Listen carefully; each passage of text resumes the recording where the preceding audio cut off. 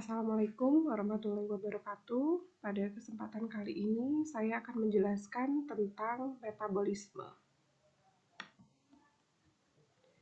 Definisi dari metabolisme adalah semua proses reaksi kimia yang terjadi di dalam organisme sampai dengan tingkat seluler yang melibatkan enzim. Ada dua jenis metabolisme, yaitu reaksi penyusunan atau anabolisme dan reaksi pembongkaran atau katabolisme. Reaksi metabolisme di dalam tubuh membutuhkan yang namanya enzim. Enzim ini merupakan protein yang bertindak sebagai biokatalisator untuk mempercepat suatu proses reaksi biokimia. Penamaan enzim ini sesuai dengan substratnya. Biasanya diikuti oleh huruf kata ase.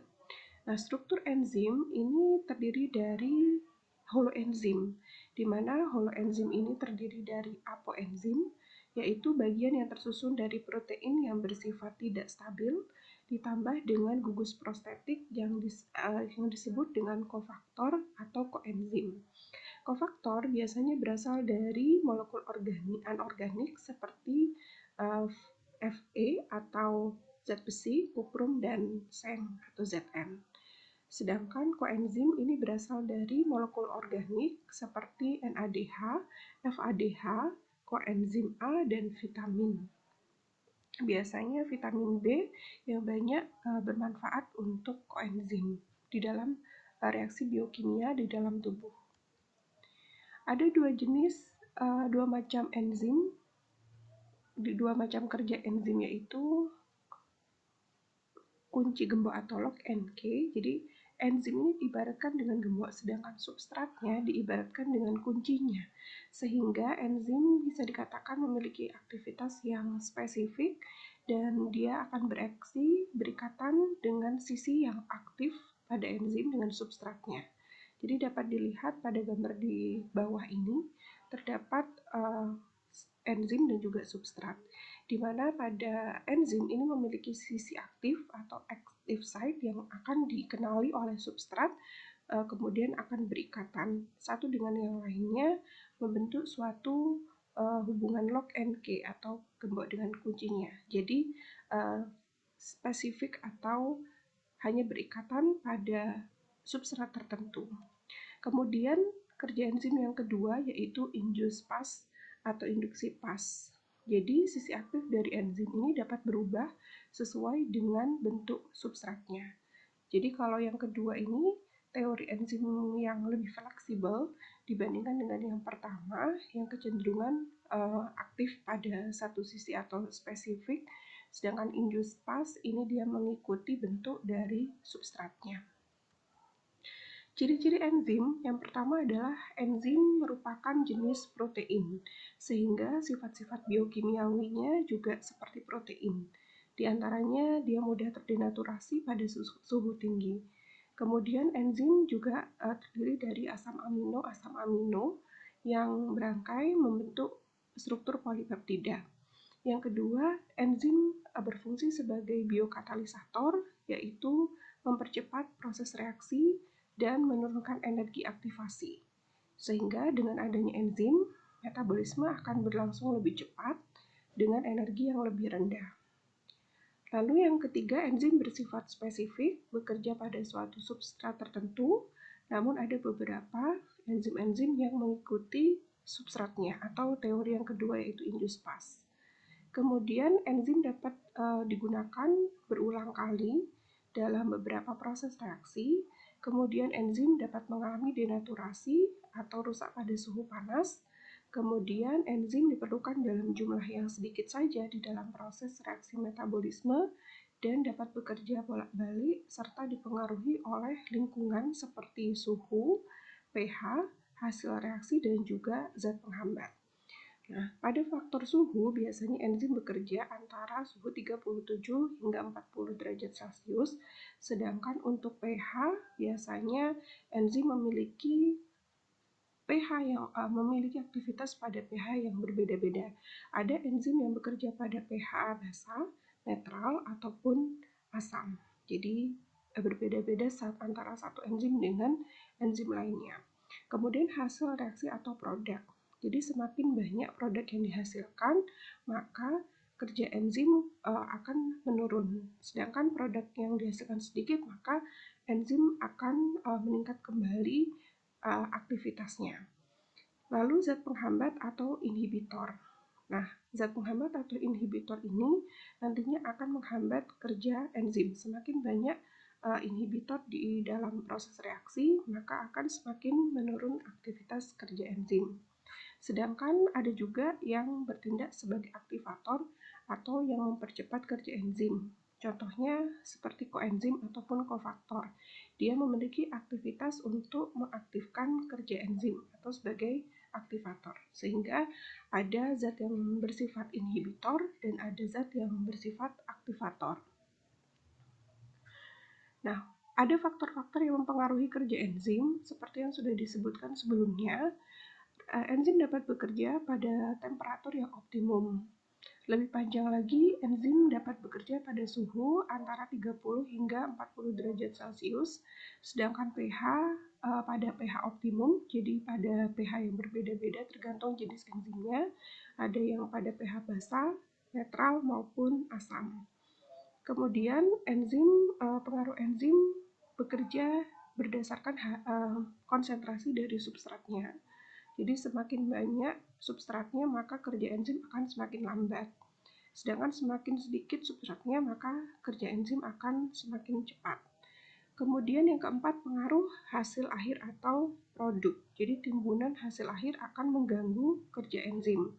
Semakin banyak produk atau hasil akhir, maka akan menurunkan kerja enzim dan sebaliknya. Kemudian yang kelima, pengaruh kofaktor dan koenzim sebagai aktivator. Jadi kofaktor, semakin banyak kofaktor ataupun koenzim, maka aktivitas daripada enzim akan semakin meningkat. Lalu yang keenam adalah adanya inhibitor atau penghambat. Nah, inhibitor ada dua jenis, yaitu inhibitor kompetitif dan inhibitor non-kompetitif. Nah, seperti pada gambar di samping, bahwasanya di dalam enzim memiliki sisi aktif atau active site yang akan dilekati oleh substrat. Nah, inhibitor bekerja dengan dua cara. Yang pertama adalah sebagai inhibitor kompetitif, yang mana inhibitor ini akan menduduki sisi aktif dari enzim sehingga akan menghambat ikatan antara substrat dengan enzim. Sedangkan inhibitor non-kompetitif adalah inhibitor yang berikatan pada bagian yang bukan merupakan sisi aktif dari enzim, namun dapat mempengaruhi bentuk daripada sisi aktif sehingga substrat juga tidak dapat dikenali.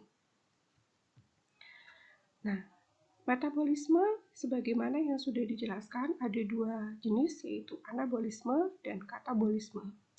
Anabolisme merupakan reaksi penyusunan senyawa kimia sederhana menjadi senyawa kompleks, yang mana di dalam proses reaksi penyusunan senyawa sederhana menjadi senyawa kompleks ini membutuhkan energi. Macam-macam anabolisme berdasarkan jenis bahannya, ya ada anabolisme karbohidrat atau pembentukan karbohidrat, kemudian anabolisme lemak, anabolisme protein, dan kemosintesis.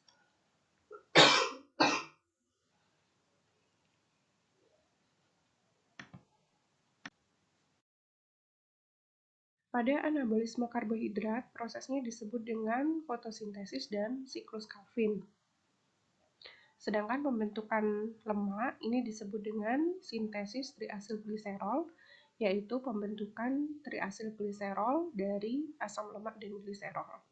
Sedangkan anabolisme protein ini disebut dengan sintesis protein, dan kemosintesis adalah pembentukan senyawa kimia lainnya.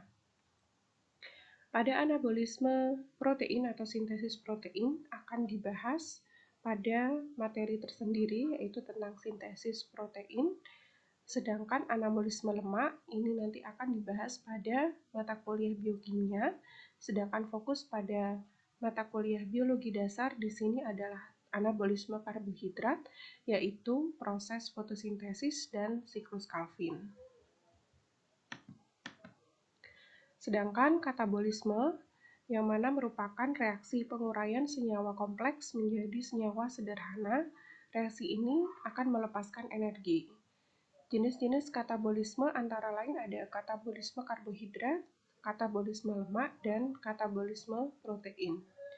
Untuk katabolisme karbohidrat ini prosesnya adalah respirasi, yang mana respirasi ada respirasi aerob, respirasi anaerob, fermentasi, dan juga respirasi sel seperti glikolisis, jalur pentasa fosfat, dan juga hidrolisis protein. Kemudian untuk katabolisme lemak yaitu reaksi pembongkaran dari triasilgliserol menjadi gliserol dan asam lemak. Sedangkan katabolisme protein yaitu reaksi pembongkaran dari protein menjadi asam amino.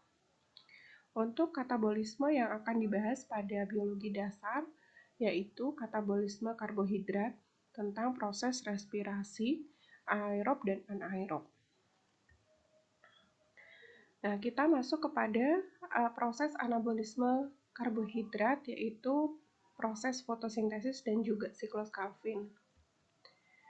Nah, fotosintesis ini merupakan reaksi perubahan zat anorganik atau air dan karbon dioksida menjadi zat organik, yaitu gula atau glukosa dan amilum oleh bantuan klorofil dan juga cahaya. Jadi fotosintesis ini merupakan reaksi penyusunan senyawa karbohidrat yaitu yang namanya glukosa ataupun amilum. Nah, bahan daripada fotosintesis ini adalah H2O atau air yang didapatkan dari akar, kemudian CO2 didapatkan dari udara yang mana melewati bagian rongga-rongga dari daun.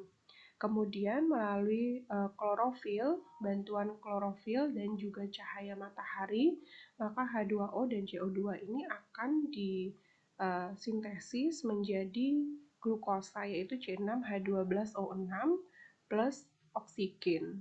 Nah, C6H12O6 ini nanti akan disimpan pada sel-sel di bagian tumbuhan, misalnya pada daun ataupun pada bagian yang lain yang mengandung cadangan karbohidrat, dan oksigen ini akan dilepaskan ke udara.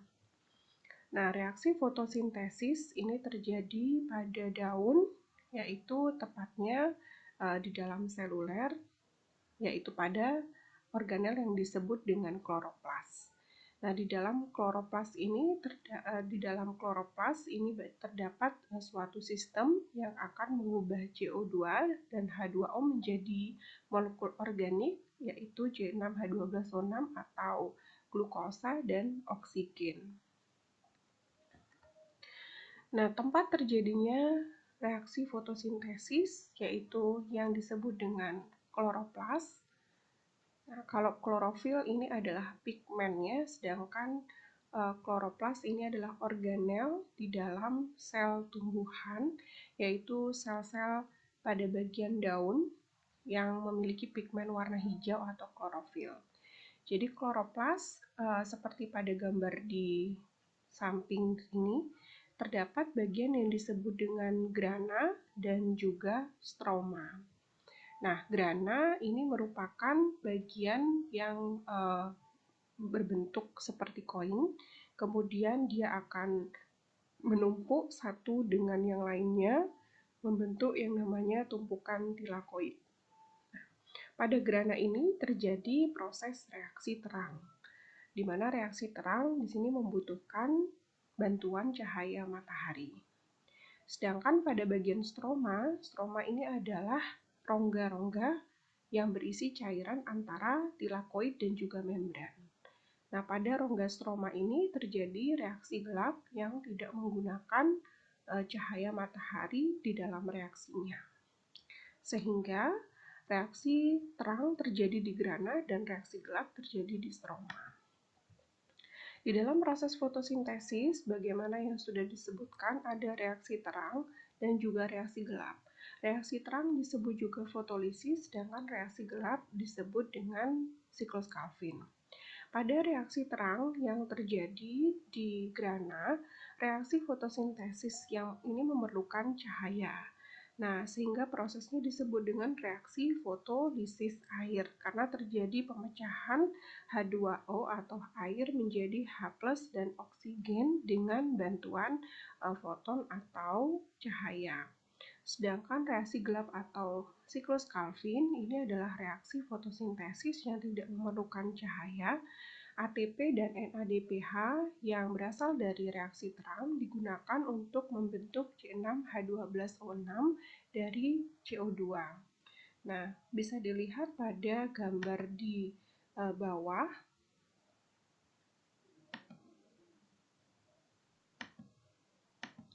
Jadi pada kloroplas, ini seperti yang digambarkan sebelumnya, ada yang disebut dengan grana dan tumpukan tilakoid, ada bagian yang disebut stroma. Pada bagian grana ini terjadi reaksi terang dengan memanfaatkan cahaya matahari. Nah, dalam reaksi terang ini bahannya adalah H2O yang berasal dari akar tanaman yang akan menyerap air dari tanah, kemudian akan mereaksikan H2O menjadi oksigen. Di dalam reaksi fotolisis air ini, yaitu pemecahan air dengan menggunakan cahaya matahari, akan dilepaskan energi ATP dan juga NADPH.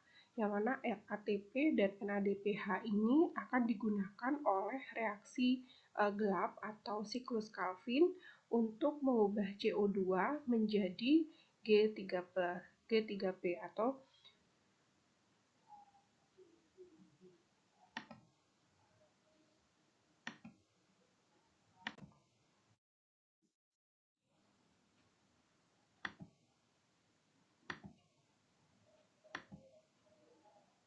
sebentar ya. Nah, kita kembali lagi, jadi ATP dan NADPH ini nanti akan digunakan oleh siklus Calvin untuk mengubah CO2 atau karbon dioksida menjadi gliseraldehid 3 fosfat atau G3P, yang mana gliseraldehid 3 fosfat nanti akan digunakan untuk menyusun yang namanya glukosa atau C6H12O6. Dalam reaksi gelap ini nanti akan melepaskan NADP+ dan ADP yang akan digunakan kembali untuk reaksi terang.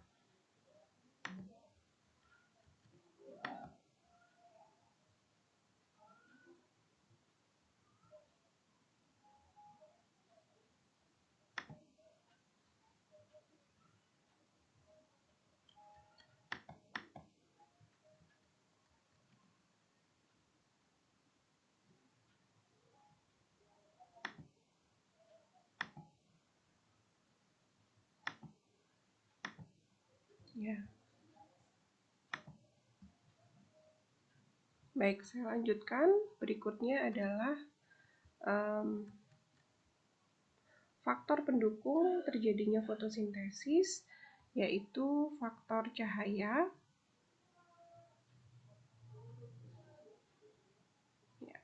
Faktor cahaya, fotosintesis memerlukan cahaya yang umumnya berasal dari cahaya matahari. Cahaya matahari terdiri dari banyak cahaya dengan panjang gelombang yang berbeda-beda.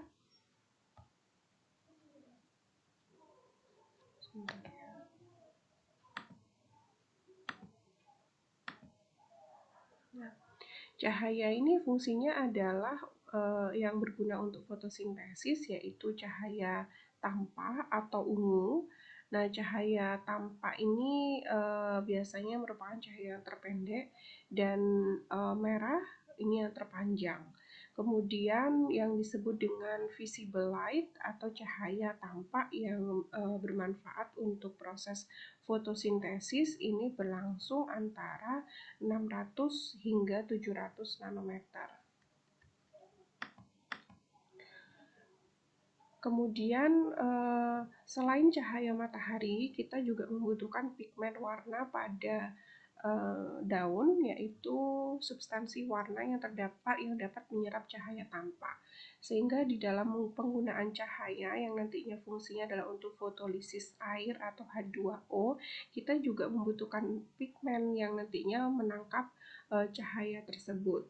Nah, di dalam daun terdapat berbagai macam pigmen. Ada yang disebut dengan klorofil A, klorofil B, dan juga karotinoid, di mana masing-masing memiliki kisaran panjang gelombang untuk menangkap cahaya tersebut. Misalnya klorofil A, dia menyerap cahaya merah dan biru ungu dan terlihat hijau karena memantulkan warna hijau. Panjang gelombang P700 dan P680. Sedangkan klorofil B ini biasanya menyerap cahaya biru dan orange dan memantulkan cahaya hijau kekuningan. Sedangkan karotinoid ini menyerap cahaya biru dan hijau, kemudian terlihat warna kuning dan oranye. Nah, biasanya klorofil A inilah yang berperan pada proses fotosintesis, yaitu dia dapat menyerap cahaya pada panjang gelombang 680 dan juga 700. Sedangkan klorofil B dan karotinoid ini tidak berperan langsung di dalam reaksi terang, tetapi keduanya memperluas kisaran cahaya dalam meneruskan energi cahaya dalam proses fotosintesis. Kemudian tahapan dalam reaksi terang ini ada dua, yaitu penangkapan energi cahaya dan terjadinya aliran elektron. Yang pertama adalah penangkapan energi cahaya. Jadi di dalam kloroplas itu terdapat yang namanya fotosistem. Nah, fotosistem ini terdiri dari fotosistem 1 yang dapat menyerap cahaya pada panjang gelombang 700, sedangkan fotosistem 2 ini menyerap cahaya pada panjang gelombang 680. Nah, pusat reaksi penangkapan elektron adalah klorofil A dan akseptor pusat. Nah, molekul antena sensitif menangkap dan menyalurkan energi foton ke pusat reaksi. Jadi pada gambar di sini tampak di dalam fotosistem ini ada fotosistem 1 dan fotosistem 2 yang fungsinya adalah untuk menangkap foton atau cahaya matahari dan kemudian meneruskan antara satu fotosistem ke fotosistem lainnya sampai dengan akseptor pusat elektron nantinya. Nah, proses penangkapan cahaya matahari, proses di dalam pusat reaksi fotosistem, jadi klorofil nanti akan menyerap energi foton dari cahaya, kemudian elektron pada klorofil A akan terlepas ke orbit terluar atau tereksitasi, ya. Jadi seperti ini gambarnya. Pada gambar di sini ditunjukkan. Ya.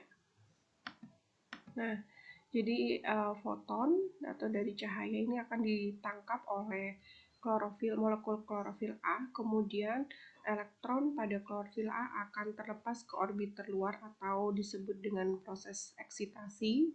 Lalu elektron akan ditangkap oleh akseptor-akseptor elektron, misalnya ada plastoquinon. Ya.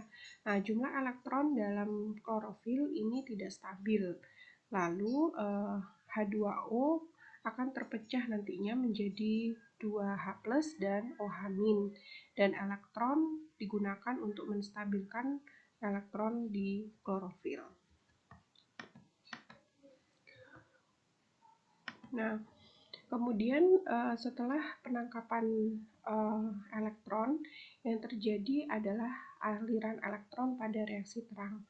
Ada dua rute jalur elektron yang tersimpan pada akseptor elektron primer, ada reaksi non-siklik dan reaksi siklik.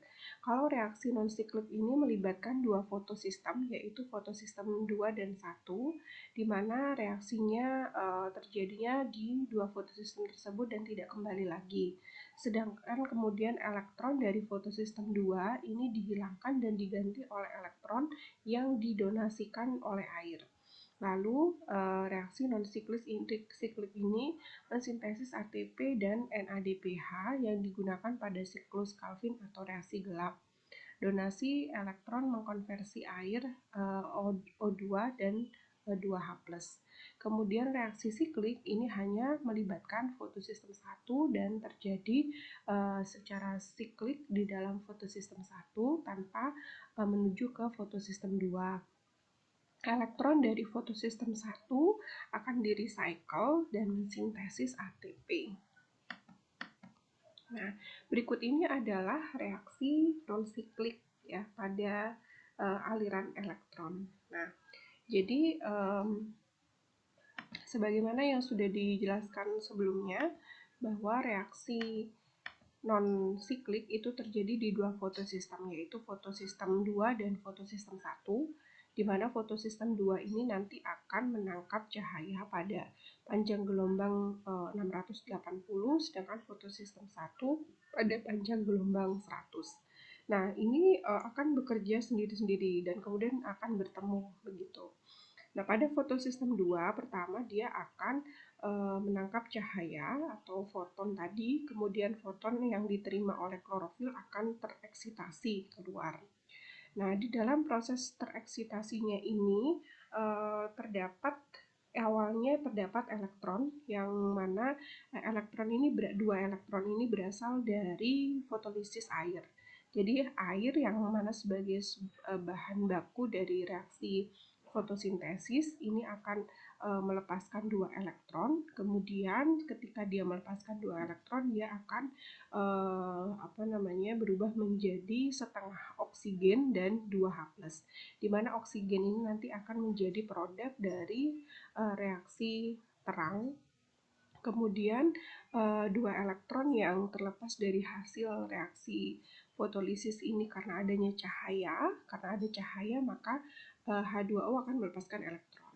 Nah, elektron ini kemudian di fotosistem 1 akan tereksitasi ya, sebanyak 2 elektron, kemudian diterima oleh akseptor primer yaitu plastoquinon atau Pq. Kemudian plastoquinon ini nanti akan melepaskan elektron lagi ke sitokrom kompleks di dalam kloroplas, kemudian diterima oleh plastosianin atau Pc.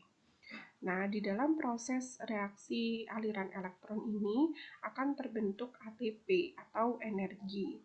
Nah, di mana nanti ATP akan digunakan pada reaksi gelap. Nah, elektron dari plastosianin ini nanti akan diterima oleh klorofil pada fotosistem 1, yang mana pada fotosistem 1 ini akan menerima cahaya pada panjang gelombang 700. Dengan adanya cahaya atau foton, maka dua elektron yang disalurkan dari plastosianin kemudian akan dilepaskan kembali atau tereksitasi dan akan diterima oleh akseptor primer yaitu ferredoksin atau Vd.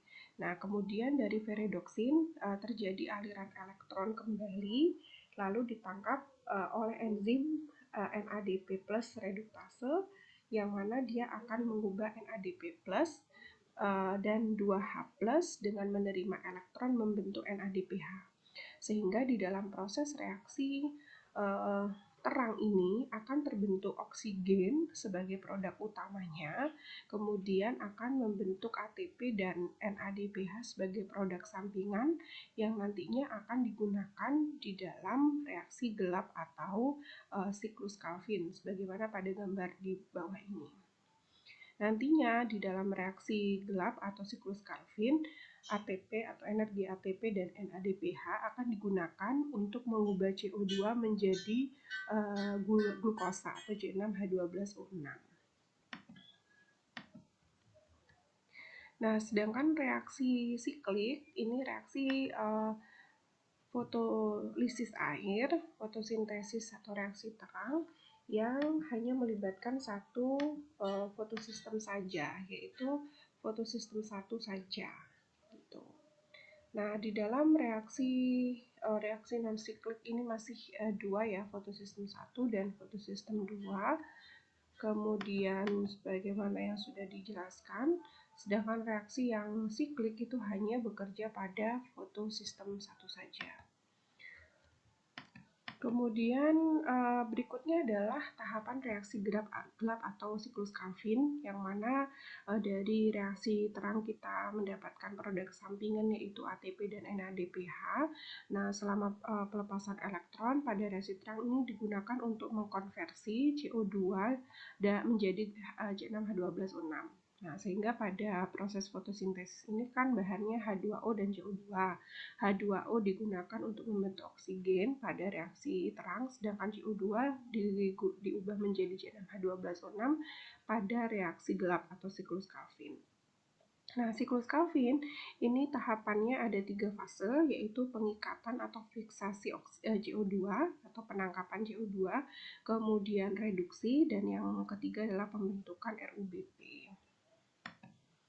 Nah, pada proses yang pertama, tahapan pertama yaitu pengingkatan atau fiksasi CO2.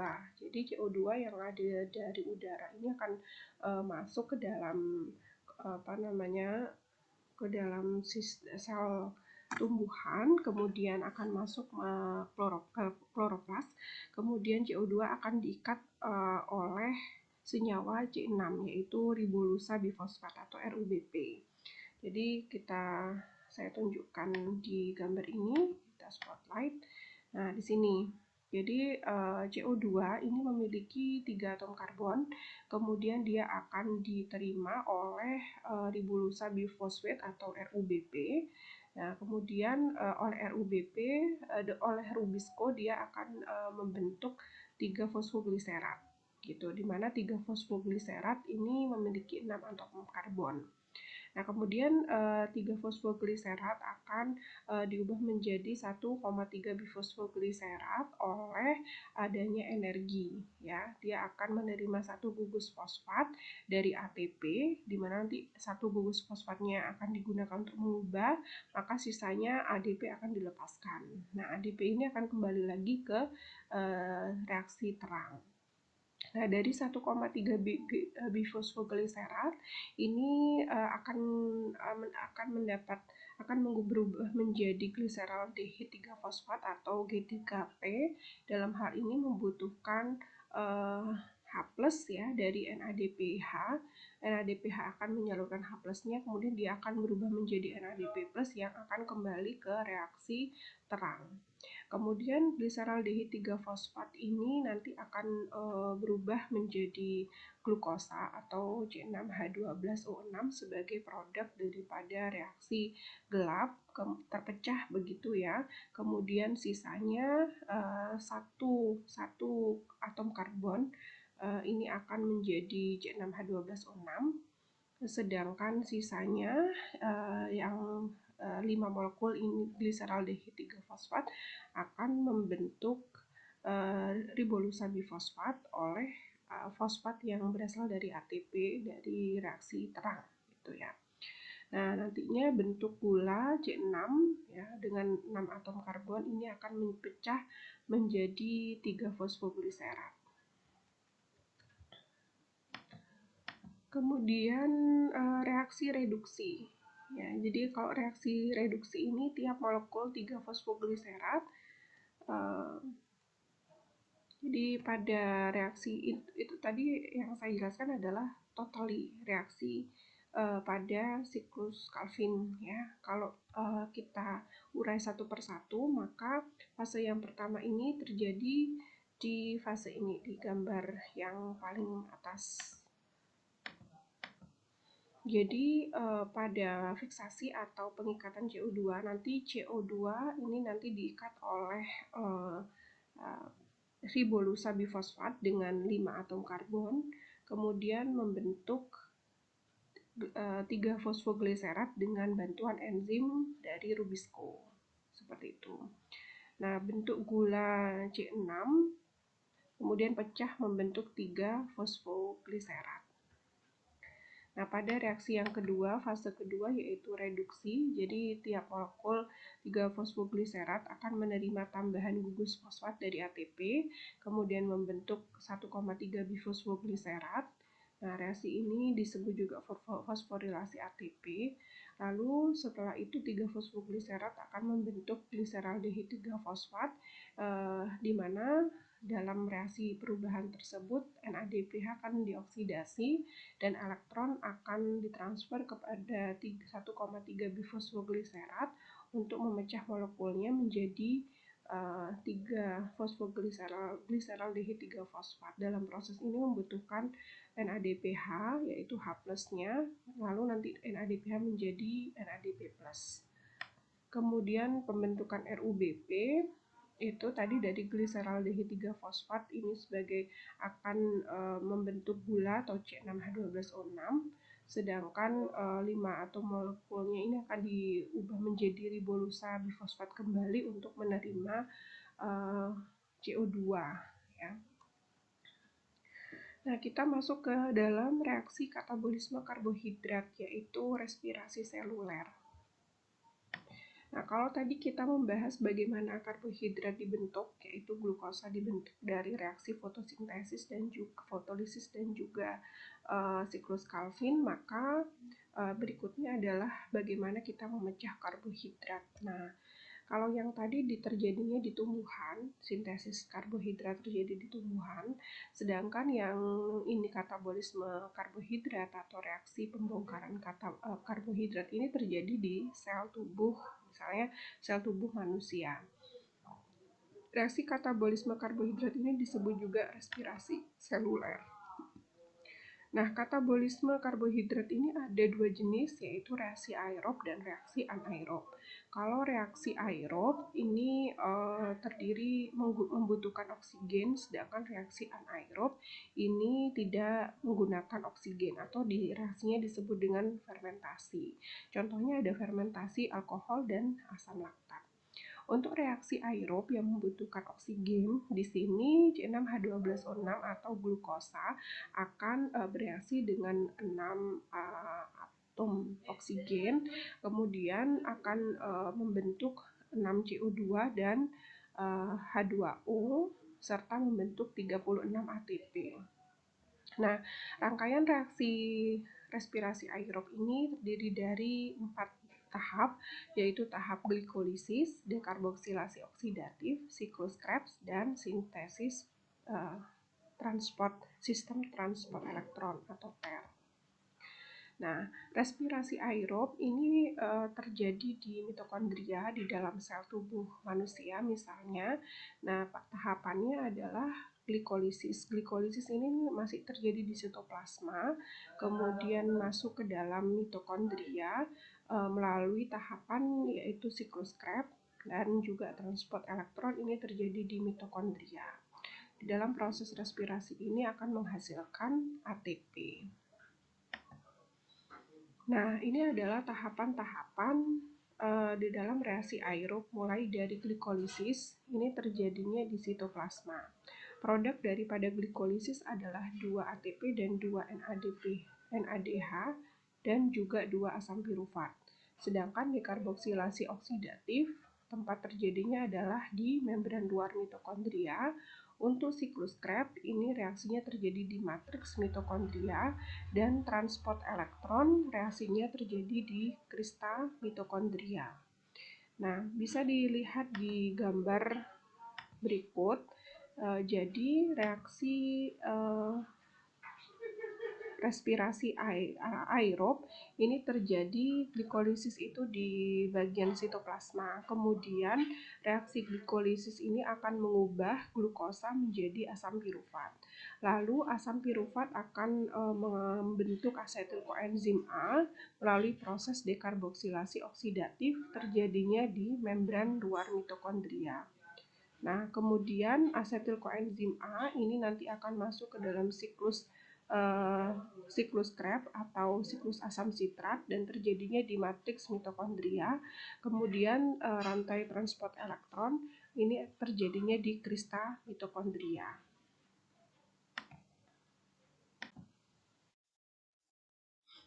Dalam proses glikolisis ini bahannya adalah glukosa, kemudian produk yang dihasilkan adalah asam pirufat dan produk sampingannya ada ATP dan juga 2 NADPH. Kemudian asam pirufat ini nanti akan diubah menjadi asetil koenzim A di dalam proses dekarboksilasi oksidatif. Kemudian dari asetilkoenzim A kemudian akan masuk ke dalam siklus Krebs, lalu menghasilkan 2 FADH, 6 NADH, 2 dan 2 ATP serta 4 CO2. Kemudian masuk ke dalam transport elektron menghasilkan 34 ATP dari 10 NADH dan 2 FADH serta hasilnya adalah H2O. Nah, ini adalah ATP yang dihasilkan di dalam reaksi glikolisis sampai dengan reaksi transport elektron, di mana terdapat perbedaan hasil. Yang pertama adalah 38 ATP, kemudian yang kedua adalah 36 ATP. Perbedaannya adalah pada reaksi glikolisis dan juga siklus Krebs. Kalau pada glikolisis pada 38 ATP menghasilkan 2 NADH, sedangkan pada glikolisis pada versi 36 ATP ini tidak menghasilkan 2 NADH. Kemudian pada siklus Krebs 38 ATP menghasilkan 2 FADH, sedangkan siklus Krebs pada 36 ATP menghasilkan 4 FADH. Sehingga total dari ATP yang terbentuk di transport elektron untuk versi 38 ATP adalah sebanyak 34 ATP dari 10 NADH, di mana 1 NADH itu setara dengan 3 ATP. Jadi kalau 10 NADH itu dikali 3 ATP membentuk 30 ATP. Dan 2 FADH, 1 FADH setara dengan 2 ATP, sehingga 2 kali 2 adalah 4. Kemudian 34 ATP ditambah dengan 4 ATP dari glikolisis dan 2 ATP dari siklus Krebs.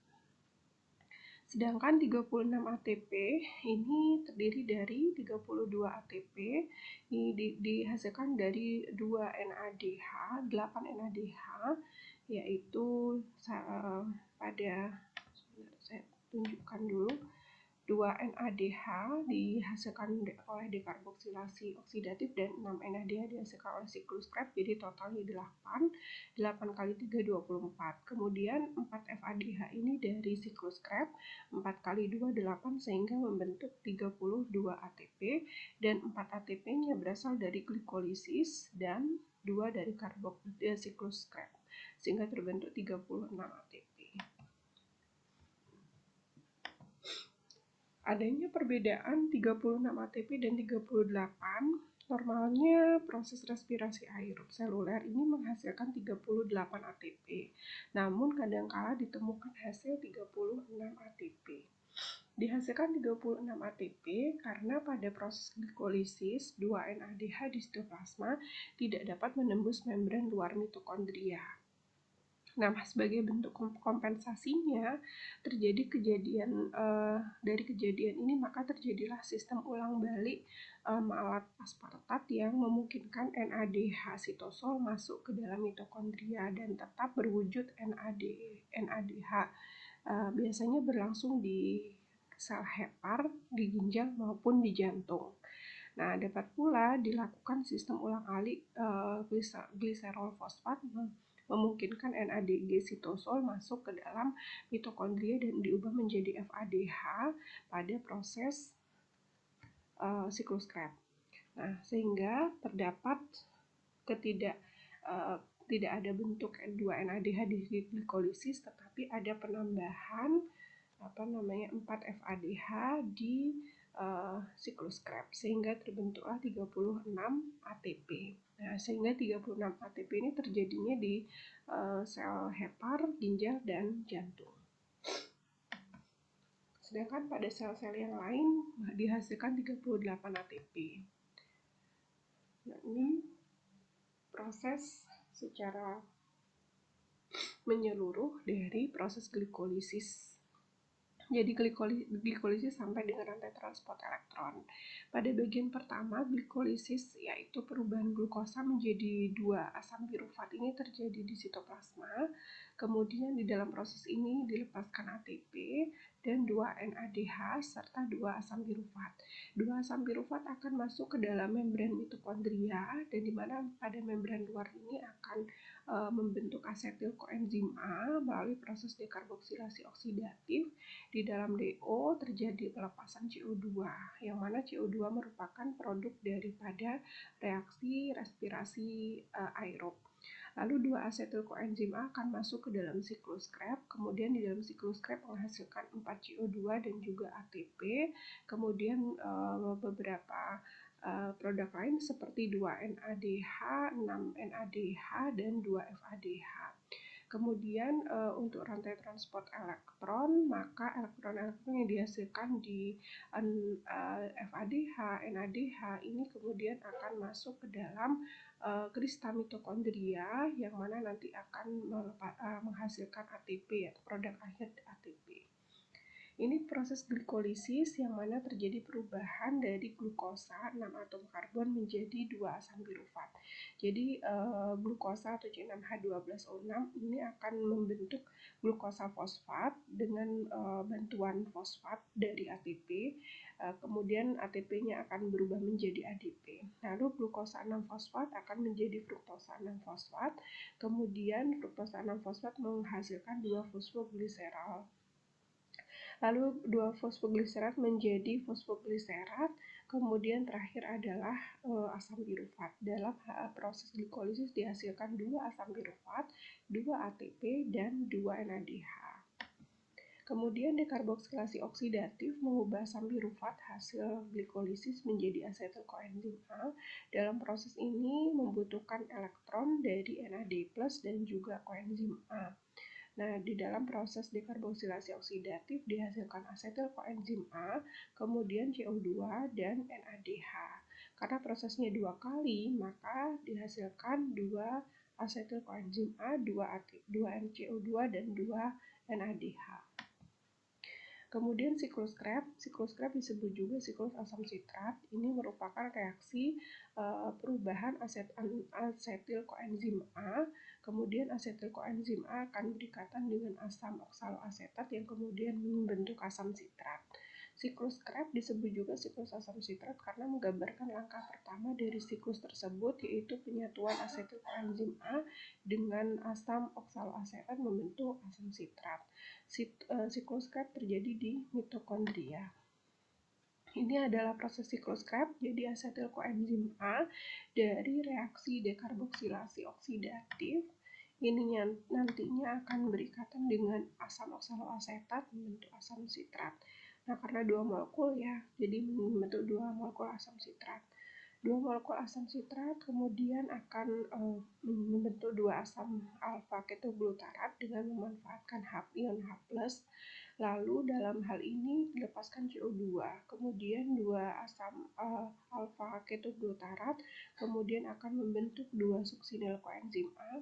Dari 2 suksinil koenzim A ini terlepas 2 CO2, sehingga akan dihasilkan total 4 CO2 dari reaksi siklus Krebs atau reaksi asam sitrat. Dari 2 suksinil CoA membentuk 2 asam suksinat, kemudian proses ini melepaskan 2 ATP. Dari 2 asam suksinat membentuk asam fumarat, ini akan melepaskan 2 FADH. Lalu dari 2 asam fumarat membentuk 2 asam malat. 2 asam malat membentuk 2 asam oksaloasetat. Kemudian di sini akan terjadi perubahan NAD+ menjadi NADH sebanyak 2 molekul. Lalu 2 asam oksaloasetat akan kembali bereaksi dengan 2 asetil koenzim A dari reaksi dekarboksilasi oksidatif membentuk 2 asam sitrat. Kemudian di dalam proses reaksi katabolisme ini terdapat penyatuan antara reaksi katabolisme karbohidrat dan protein dan juga lipid, di mana protein bisa dibongkar menjadi nitrogen dan juga protein dalam jaringan, kemudian asam lemak yang nantinya dia juga pada proses nitrogennya akan masuk ke dalam siklus glikolisis membentuk asam pirufat dan juga ke dalam proses dekarboksilasi oksidatif maupun ke siklus Krebs. Begitu juga dengan lipid dan lipid atau lemak yang akan dibongkar menjadi asam lemak dan gliserol ini juga akan masuk ke dalam proses glikolisis membentuk asetil membentuk ke dalam reaksi dekarboksilasi oksidatif membentuk asetil koenzim A dari asam pirufat. Nah, proses yang keempat adalah transport elektron. Transport elektron ini merupakan proses produksi ATP dari NADH dan FADH dari proses sebelumnya, yaitu glikolisis, dekarboksilasi oksidatif, dan juga siklus Krebs. Nah, transport elektron ini terjadi di membran dalam mitokondria yang dibantu oleh protein-protein yang terdapat pada membran. Nah, proses ini disebut juga reaksi fosforilasi oksidatif yang ditemukan tahun 1948. Seluruh NADH dan FADH nantinya akan dioksidasi pada rantai transport elektron sehingga semua akan menghasilkan ATP. Transport elektron merupakan tahap akhir dari respirasi aerob yang nantinya akan menghasilkan ATP dan H2O sebagai hasil akhirnya. Dalam transport elektron atau transfer elektron, oksigen berperan sebagai penerima elektron terakhir yang nantinya akan membentuk H2O.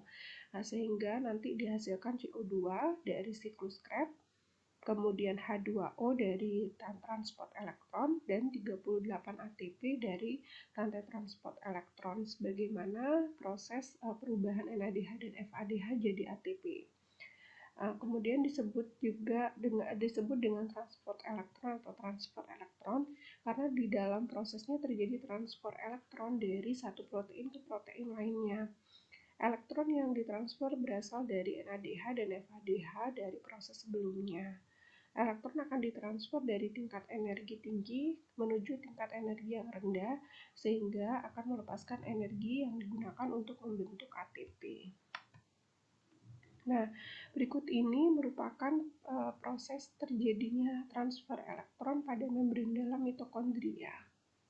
Nah, pada membran dalam mitokondria terdapat kompleks protein 1, kemudian terdapat kompleks protein 1,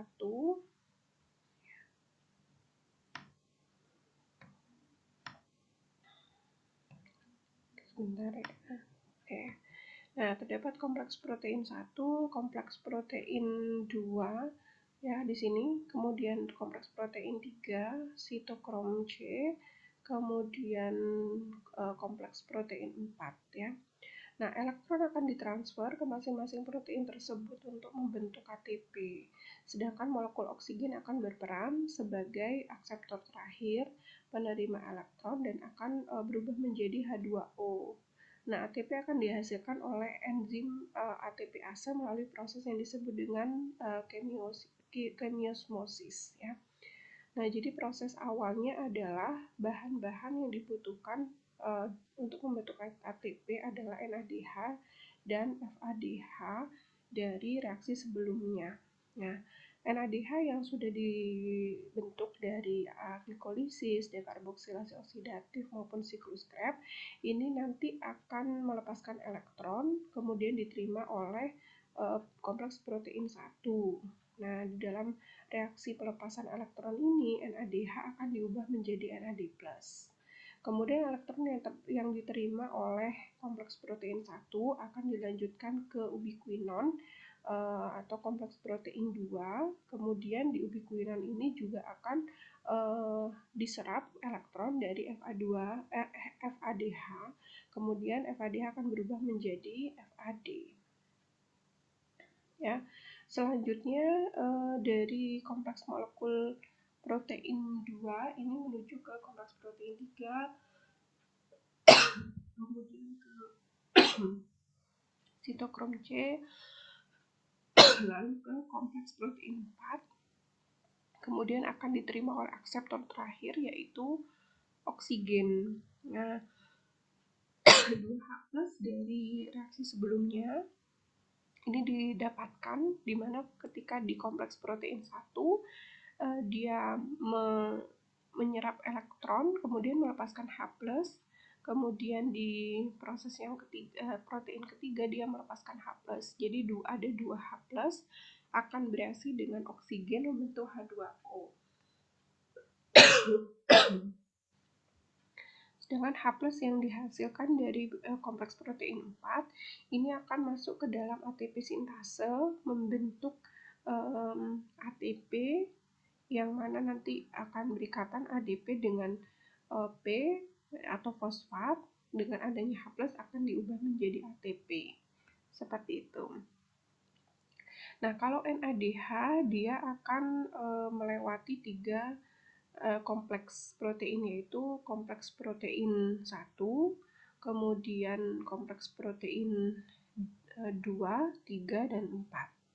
Nah, untuk reaksi pelepasan H+-nya untuk NADH terjadi 3 kali, yaitu di kompleks protein 1, kompleks protein 3, dan kompleks protein 4.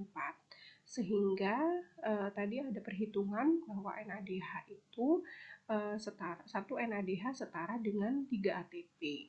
Ya, karena 3 H+ ini akan dihasilkan menjadi 3 ATP. Sedangkan FADH itu tidak melalui kompleks protein 1.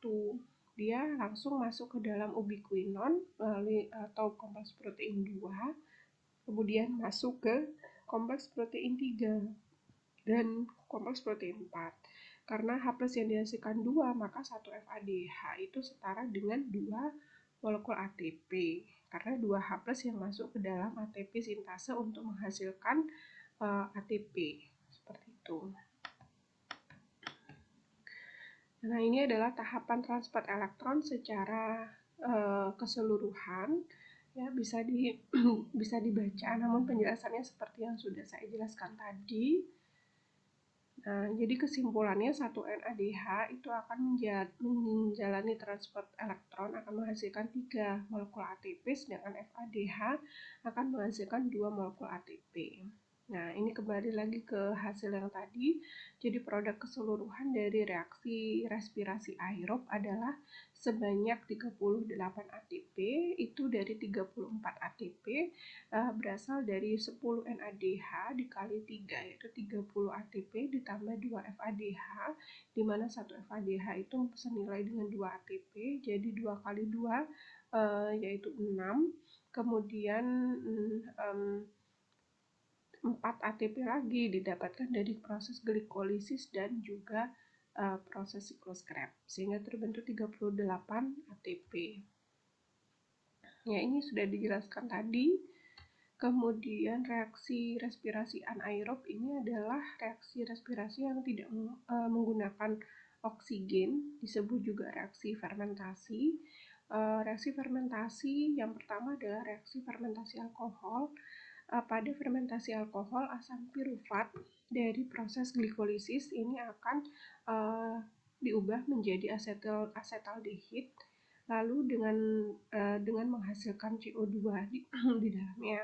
Kemudian dikatalisis oleh enzim pirufat dehidrogenase. Asetaldehid ini akan kemudian diubah menjadi 2 etanol. Ya, jadi 2 molekul glukosa membentuk 2 molekul asam pirufat dan membentuk 2 etanol. Contoh fermentasi alkohol misalnya pada pembuatan roti, pembuatan tempe, bir, dan anggur.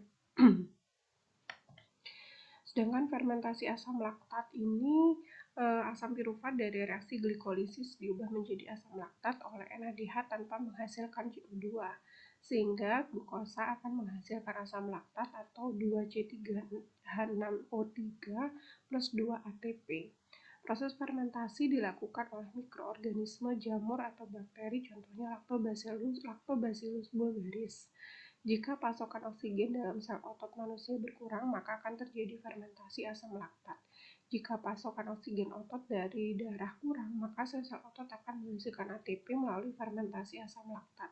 Jika terjadi penimbunan asam laktat akan menimbulkan kelelahan otot, tetapi jika kita istirahat, asam pirufat akan dibawa darah menuju hati untuk diubah kembali menjadi asam pirufat.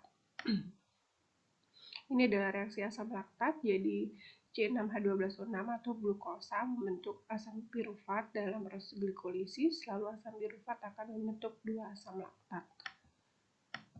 Nah, demikian tadi terkait dengan bab tentang metabolisme. Terima kasih atas perhatiannya. Saya akhiri. Wassalamualaikum warahmatullahi wabarakatuh.